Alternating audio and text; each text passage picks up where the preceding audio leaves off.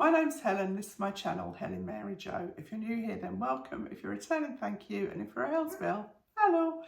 I'm doing some cooking today. I hope you all had a lovely Easter. We did. I love Easter because I think you get the kind of holiday and the family thing if you're lucky enough for them to be able to get together without the pressure of Christmas, you know, without all the gifts and shopping and everything else. So I personally really like Easter for lots of reasons. So I hope you all had a nice time, whatever you were doing. I cook so much food that now I've got a fridge full of leftovers. So I am doing two things today. This first one isn't a leftover. This is actually because my son-in-law gave me some lovely rhubarb. And but before I do any of that, I need to apologise. I want to apologise for confusing the two videos. When I put the video up live on Friday,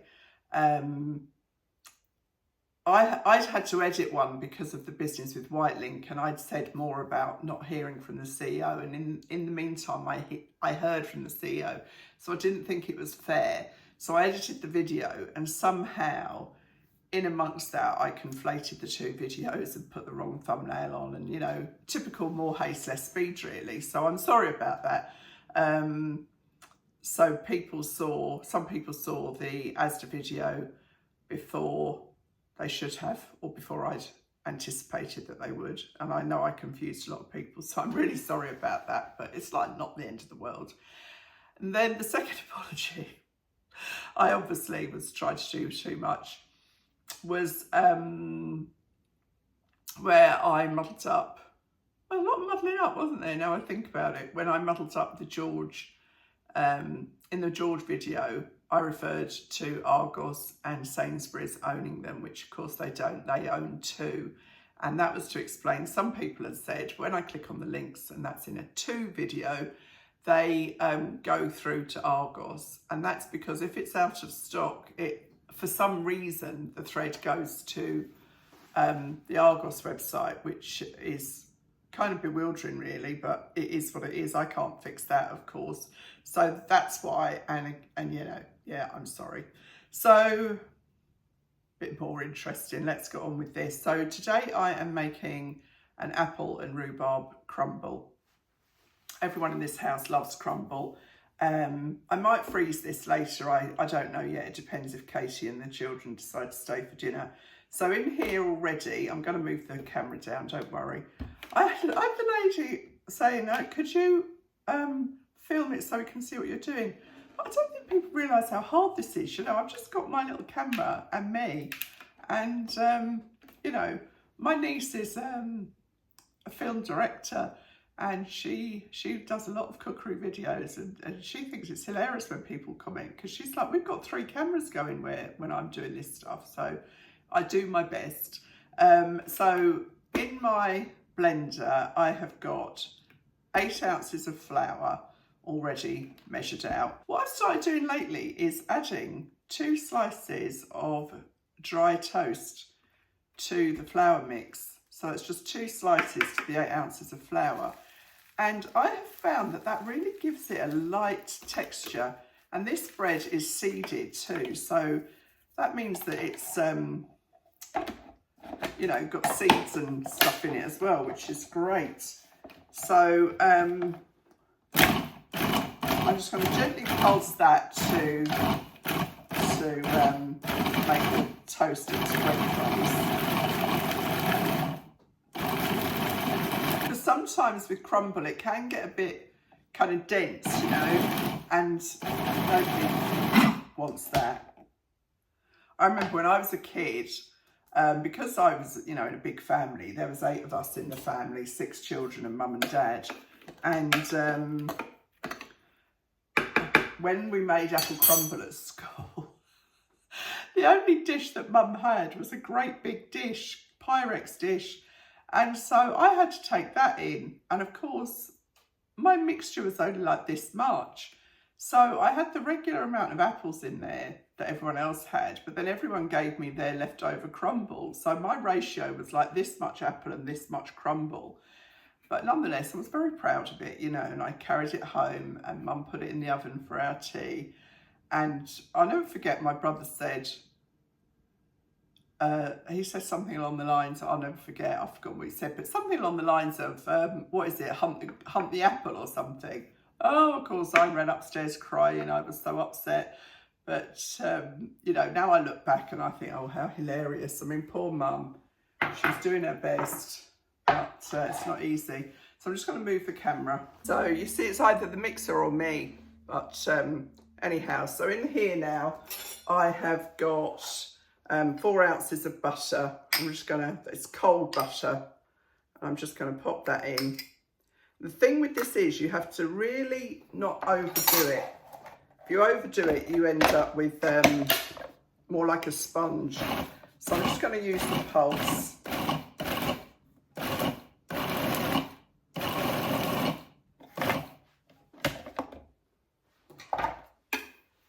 And that's kind of the texture you're looking for. So it's like fine-ish breadcrumbs, but not too fine. And then last of all, I'm going to add, it's 3 ounces of granulated sugar and 1 ounce of demerara sugar in there. And this again is just a quick blitz.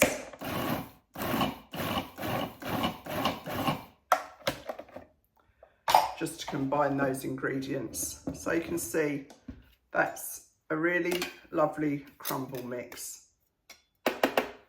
So I'll just get the, I've got the rhubarb and apple that's been stewing in the microwave. It has slightly boiled over, which is why I put it on a plate. And that's the rhubarb and apple. And I've got 2 pounds of, whoops, that's gross, bramley apples in there. 1 pound of rhubarb and 3 tablespoons of sugar. Now, I'm not going to put the crumble on there yet because it will start to melt the butter in the crumble, and that won't work well. So I'm going to let that completely cool down. The apple is still quite hard, but I actually like that. I like that element. I'm going to drain that off a little bit because an awful lot of water has come out of the rhubarb, and nobody wants a soggy crumble. So I'm just going to let that cool down, and then I will put the crumble topping in. And then you would probably bake that for 40 minutes on 175 centigrade, and yeah, delicious. So that's that one. Now I'm just going to clear the decks, and the next thing I'm going to make is a chicken and ham pie, because I had to cook a chicken. I didn't have to cook a chicken. I bought a chicken thinking that Rob and I would have it last week for our dinner, and there was just no opportunity to eat it really, but it got to its sell-by date, and I don't like freezing things that late in their sell-by date, or use-by date I should say. So I'm going to take the meat off that chicken, and then I will make my chicken and ham pie, which I have mentioned before, and a few of you said oh, it'd be nice to see that. So I'll turn the camera off while I get organised, and we'll go from there. Yeah, bear with. So I'm just melting in the pan 2 ounces of butter, and I've got 4 ounces of chopped frozen shallots here that I'm adding in. I'm just going to gently fry it off in that butter.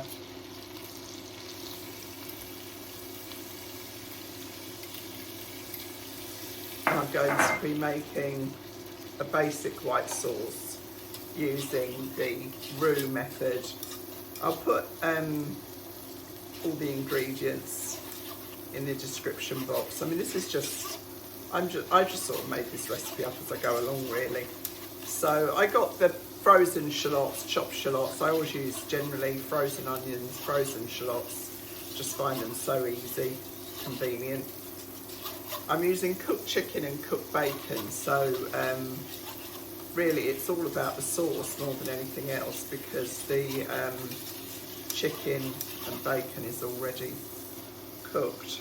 So just add my flour in. I'm using these lovely bowls that Grace got me for Christmas. I've done it again, Easter. So just get that flour well blended in.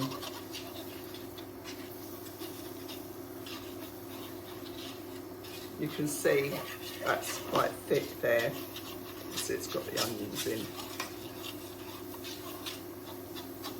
And then I've got a pint of milk. I think it's going to be enough, but to be honest with you, I will be, because normally I don't measure anything, I just do it all by guesswork, but because I'm doing it for you guys, I obviously need to be a little bit more accurate with everything.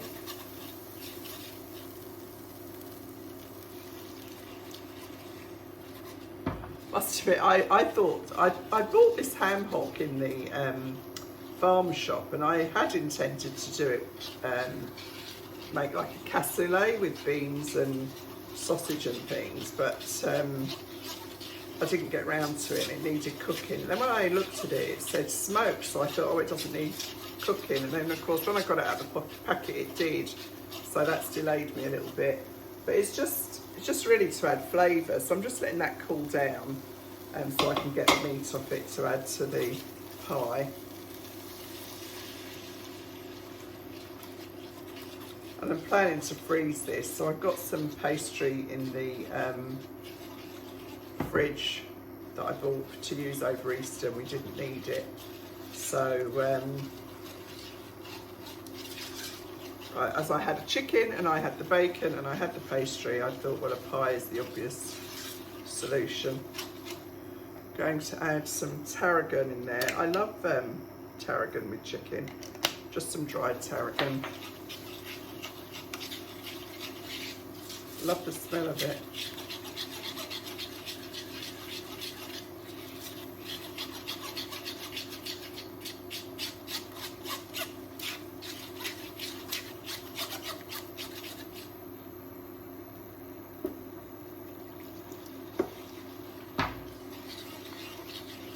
So this will all be about the sauce, really. This pie is what's going to make the difference.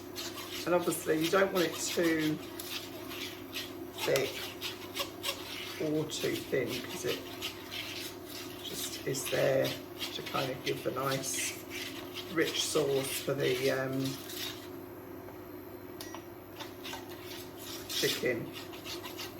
I made a lovely cheesecake for Easter Sunday, and it was a baked cheesecake. I got the recipe from BBC Good Food, and you served it. You had lemon zest in it and some lemon juice. Then you served it with lemon curd, homemade lemon curd. So I was making the lemon curd, and I was tasting it, and I said, oh, I'm going to put some more sugar in there. And then I turned around and the sugar was still on the side. No wonder it wasn't sweet. Oops, that's clever. Just to prove I do have accidents, but you can't tell.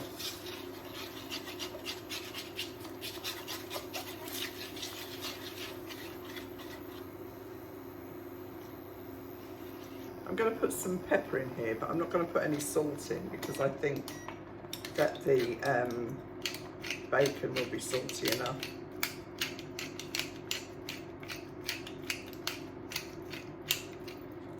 Good amount of black pepper.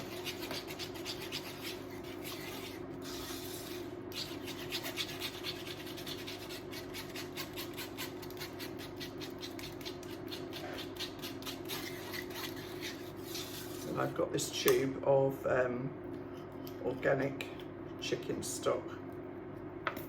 Just add some of that into there. Get the flavour going.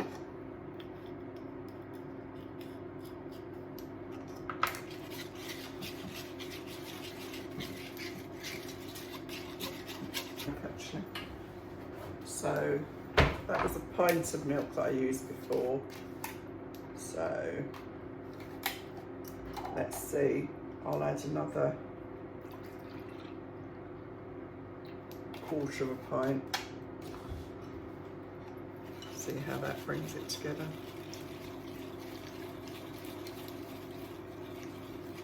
I'm using semi-skim milk because that's what we've always got at home. But I mean, this looks lumpy, but that's the shallots that you can see in there. The sauce itself looks nice and smooth. I'm just going to get one of my little silicone spatulas out. These are a couple of the best things I bought in TK Maxx because they get into every little nook and cranny.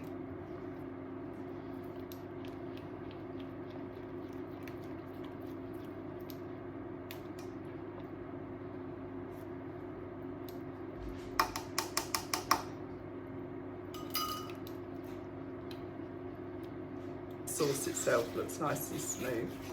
I'm just going to get one of my little silicone spatulas out. These are a couple of the best things I bought in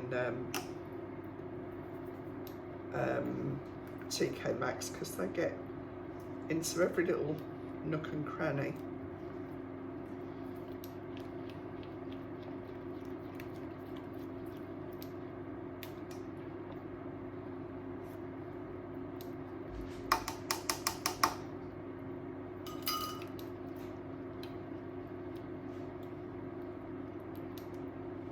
Got some cream, so I'm just going to go and grab that. This will give it a nice richness.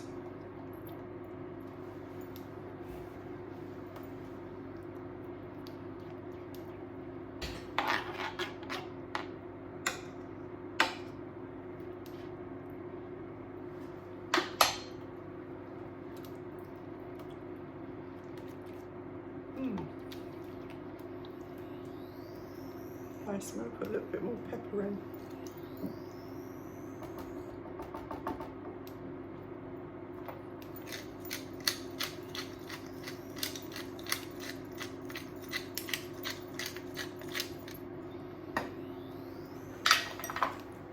Just going to put some Dijon mustard in. Right, so I'll finish this jar up. This will just give it a little, just gives it a little depth of flavour. Let's put some mustard in cauliflower cheese and anything that kind of lends itself to that little bit of piquancy that you get from the mustard, which is the flavour. Just rinse this.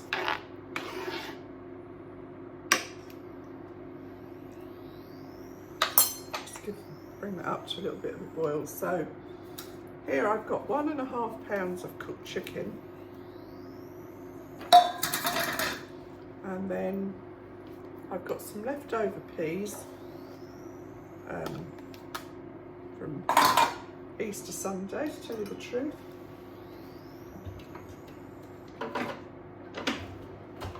Make sure that's all coated.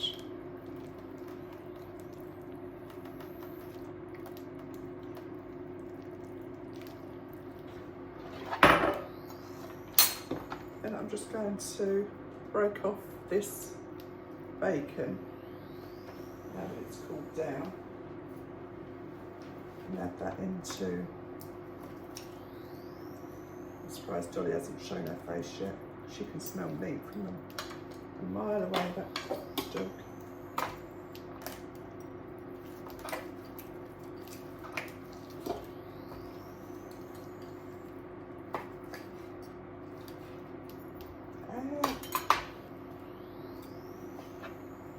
And you don't have to use like big pieces of bacon like this. Some ordinary kind of rashers of bacon would do the job, but I just saw this, and as I say, I was planning to use it for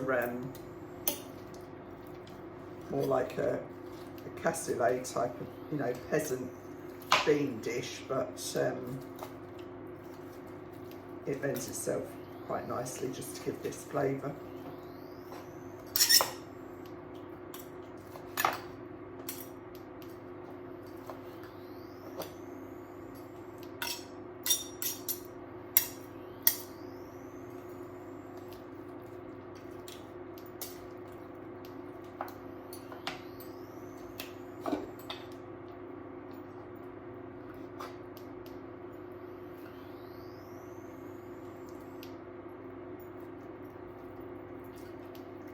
This ham hock was only £4.50, which I know there's not a huge amount of meat on there, but you know, if you are doing something where you just need that extra flavour, I think it would be pretty good value.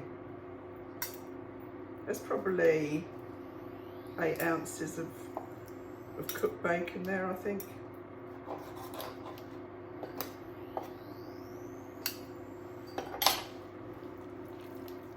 So really, I'm not cooking that at all. It's just being brought together. So I now have to let that cool down before I add it to the pie.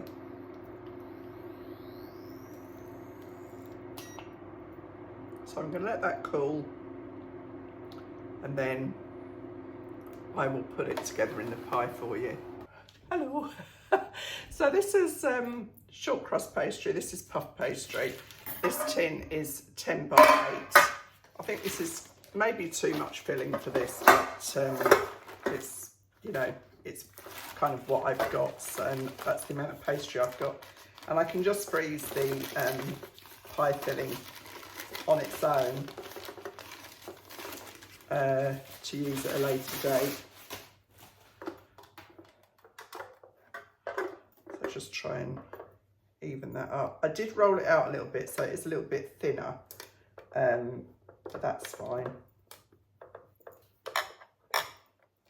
Might be a bit of a patchwork job, but it'll taste delicious. So I tend to use short crust on the bottom of the pie and then puff pastry on the top of the pie, because you know, you don't need the pie to raise. Do a little bit of patchwork. This is real life, people. This isn't, I'm not a chef. I've never claimed to be. So, using the good enough mantra, just cover that up. And everybody in this family loves a pie, that's for sure. So, the filling in. It's surprising how much you need, actually.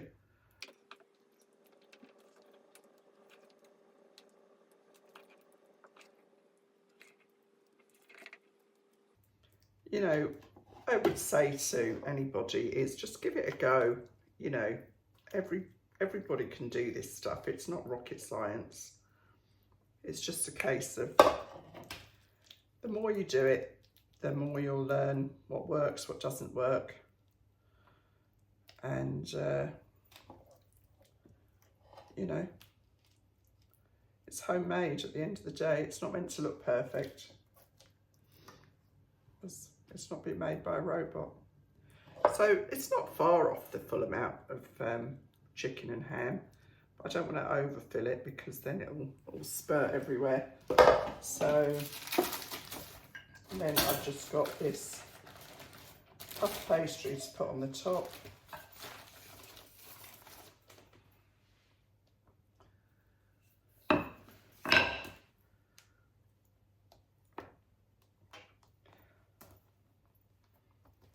Just go around on the edge.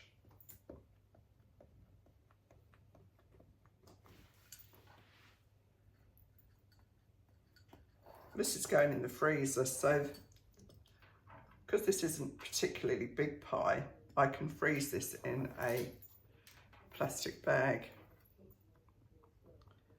which will be the easiest way of doing it.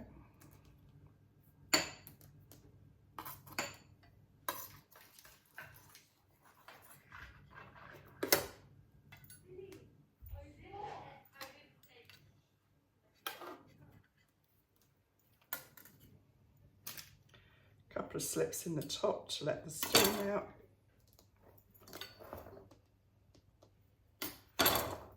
And that is the pie ready for the freezer, and that would happily feed 6 people. So yeah, I could roll that out and probably make a little pie, a little pasty which I might do in a minute. I'll see how the fancy takes me. I've got to get Katie and the kids are here for their tea, so I need to get on with that. And then I will just put the crumble topping on here. You can see how lovely that looks. The toast just gives it a lightness that it just gives something. I don't know what, but it's definitely worth doing. It gives it a lightness, it gives it a kind of slightly toasted flavour, and yeah, so that's today's baking. And yeah, I've got one more thing to show you, but I'm going to take the camera off the stand to show you this last thing. So on Good Friday, I said to Rob, you know what I'd really like? He said, what? I said, I know you'll think I'm mad, but I would really like a gift wrapping area, station, whatever you want to call it. And I said, this is what I want to do. Can you help me? And he said, yes. And this is what I got. So I cleared off 2 shelves of this cupboard, which, you know, you end up having so much rubbish, don't you? I'll turn the camera around. And so I've got a place for my cards, a place for cut and tape means scissors and tape. And then I've got bows, which means ribbons, tags, bits and bobs. And then 4 different rolls of wrapping paper that I can just pull out and use. I've got 2 wrapping paper, 1 brown paper, 1 cellophane paper, and some butcher's twine and some blue twine that I use regularly on wrapping. And both of the blue paper is recyclable actually. It's from John Lewis. It was really hard to get more than just a couple of metres, but there's 8 metres in here. I got some great gift tags in TK Maxx. I've got so many reels of ribbon, it's not real, it's not true, I mean so much. Yeah, so anyway, just thought I'd share with you my new gift wrapping station. I don't know why these things please me so much, but they do. So that's me. Bit of a varied assortment today, but I hope you've enjoyed it, and I'll see you really soon. Thanks for watching. Bye.